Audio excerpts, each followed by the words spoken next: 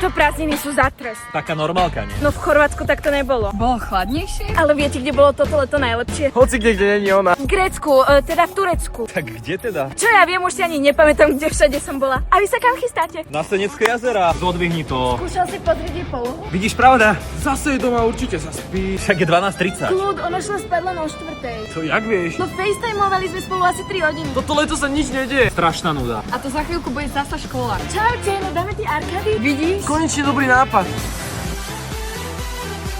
Možno si ma vo pipe rozbil, ale v tomto si skončil. Kámo, trošku si pomýlil šport, nie? Môžem ti pomôcť? Jasné.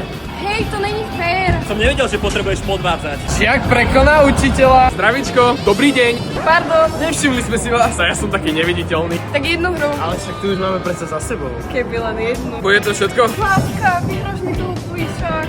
Jasné, Zlatko. Ďakujem. Kámo, ty asi nikdy nevyhráš proti mne FIFU, ale vyhral si Širo.